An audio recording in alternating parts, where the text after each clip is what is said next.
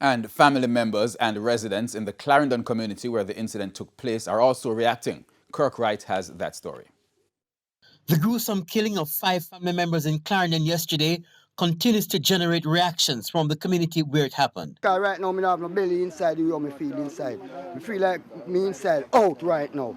So I just that no want to say. Want him to come represent right here. But I like the police then bring him here.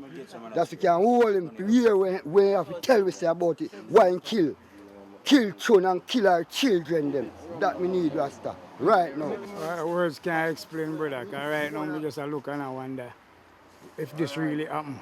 Several church groups prayed with the mother and grandmother of the victims, and gospel singer Jodian Pantry laid wreath at the scene.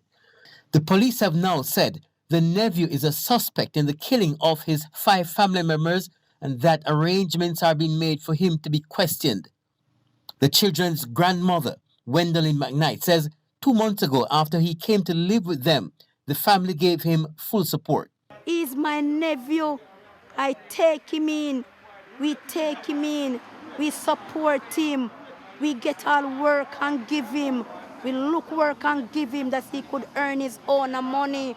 She says her daughter was a hard worker who supported her nephew in many ways. Because he see my daughter trying to help herself.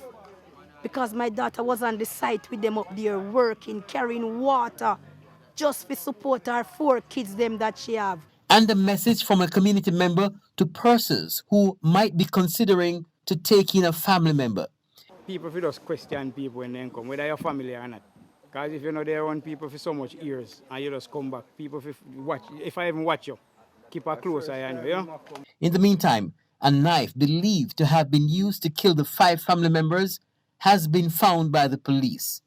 Head of the Jamaica Constabulary Forces Corporate Communications Unit, Senior Superintendent Stephanie Lindsay, says the knife was found during a search.